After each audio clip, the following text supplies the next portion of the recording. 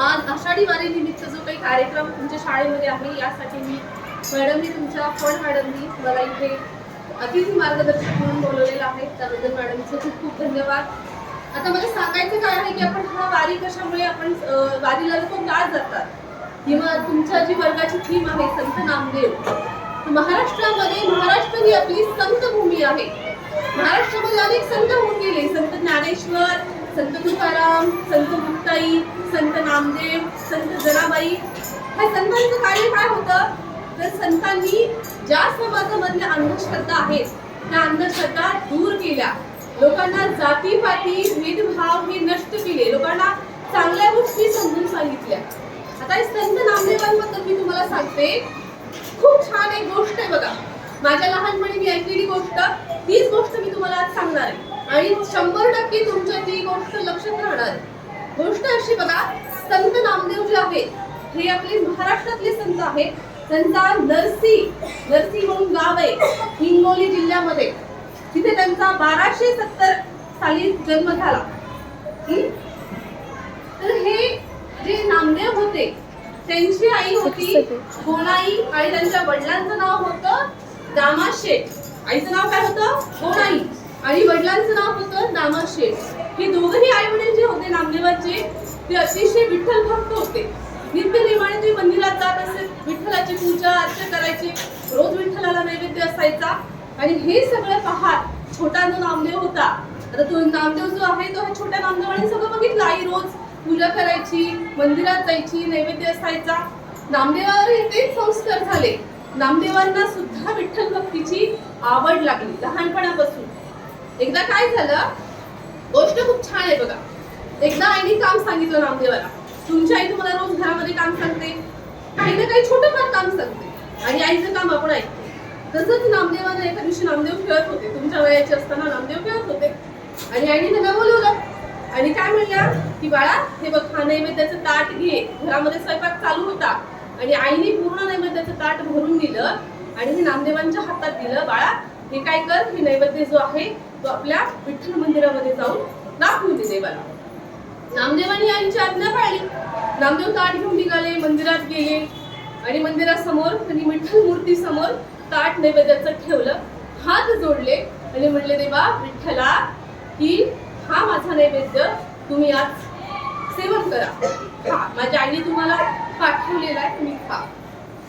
1 minute झाला, 2 मिनिटं झाले, विठ्ठल मूर्तीमध्ये विठ्ठल खाणं शक्य आहे का? पण नामदेव म्हटले नाही. नामदेवाने परत एकदा विनंती केली, विठ्ठला हा मी घरून नैवेद्य आणलेला आहे, तुम्ही तो सेवन करावा, तुम्ही तो नैवेद्य खावा. तरी पण काहीच होईना. विठ्ठल आपले नामदेव पण तेवढेच आग्रही होते, तेवढेच निश्चयी होते. अजून बराच वेळ बसले, अजून काहीच नाही. शेवटी नामदेवांच्या डोळ्यातून पाणी यायला लागलं. बराच वेळ निघून गेला, नामदेवाच्या डोळ्यातून पाणी यायला आणि नामदेवाला वाटलं की विठ्ठल माझं काय ऐकत नाहीये, काय ऐकत नाही विठ्ठल, माझ्या आईचा नैवेद्य का खात नाही. शेवटी एक नम्र विनंती त्यांनी केली विठ्ठलाला की देवा विठ्ठला पांडुरंगा, तू माझ्या आईने आणलेला नैवेद्य जोपर्यंत खाणार नाही तोपर्यंत मी काही इथून तुझ्या इथून जाणार, मी इथेच राहीन, मी इथून हलणार नाही. शेवटी ही निरागस भक्ती बघून विठ्ठलाला साक्षात मूर्तीमधून प्रकट व्हावं लागलं.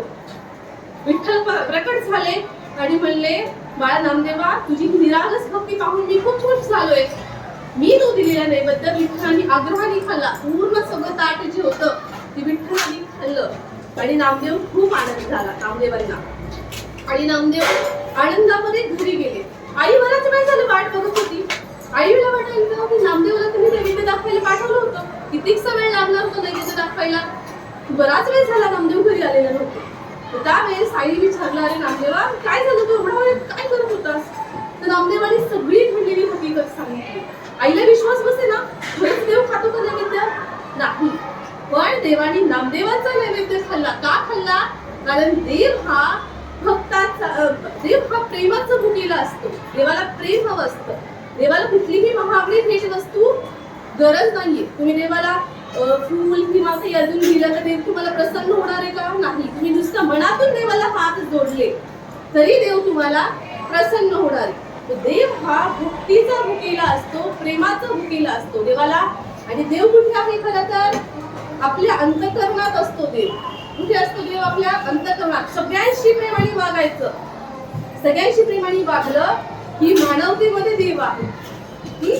ही शिकवण मला तुम्हाला सांगायची होती की जेवढे काही संत होऊन गेले तर त्यांची एक शिकवण होती की देव हा फक्त दगडात नसतो. तुम्हाला कविता आहे, शोधिसी मानवा. देव दगडात आहे का? नाही, देव आहे माणसाच्या अंतःकरणात आहे देव. सगळ्यांशी प्रेमाने वागणं, नीती मूल्याच्या गोष्टी पाळणं हे अतिशय महत्वाचे आहे. आता संत नामदेवांचे बाकीचे जे संत होते, समकालीन संत होते, संत ज्ञानेश्वर.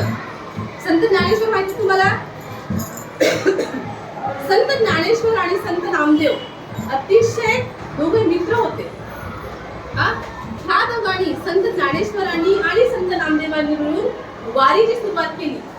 त्यांनी पहिल्यांदा सुरुवात केली वारीला. त्यांनी म्हटले, संत ज्ञानेश्वर म्हटले नामदेवांना की चल बाबा आपण काय करू, पंढरपूरला दर्शनाला जाऊ, सगळं तीर्थ बघून येऊ आपण. तर सुरुवात त्यांनी वारीची संत ज्ञानेश्वर आणि संत नामदेवांनी केलेली. ती परंपरा 800 वर्षापूर्वीची जी परंपरा आहे ती अजूनही चालू आहे. आपल्या भारतामध्ये अजूनही लोक दरवर्षी वारीला जातात. 800 वर्षापूर्वीची परंपरा. आणि तुम्हाला सांगते, या वर्षीच्या वारीमध्ये बरेच बाहेरच्या देशातील लोक विमानाने सुद्धा येत आहेत. विमानाने ही वारी पूर्ण करत आहेत. हे आपल्या भारत देशाचे वैशिष्ट्य. तो देव हा कधीही तुमचा भेटवस्तू मागणार नाही. तुम्हाला काहीतरी मला हे गिफ्ट दिलं तर मी तुम्हाला प्रसन्न होतो असं होत नसतं. देव हा तुमच्या भक्तीचा भुकेला असतो. निश्चित भक्ती केली की देव हा तुमच्यावर प्रसन्न होणार. आणि सध्या तुमचा देव काय आहे? तर तुमचा कर्म हाच तुमचा देव आहे. खूप पूजा करतोय, अर्चा करतोय, जमेल का? नाही. तुम्ही रोज अभ्यास केला तर तुमच्या अभ्यासावर देव तुमचा प्रसन्न होणार. रोज अभ्यास, जे नित्यनेम काम आहे ते केलं ना तरी देव तुमच्यावर प्रसन्न होतो. रोज देवळात जायची गरज नाहीये तुम्हाला, रोज पूजा करायची गरज नाही. तुमचं काम ही तुमची पूजा. विद्यार्थ्याचं काम काय आहे? अभ्यास करणं. सो अभ्यास ही काय झाली? तुमची पूजा झाली. हीच तुमची देवपूजा. ओके, एवढं बोलून मी माझं छोटंसं भाषण संपवते. रामकृष्ण.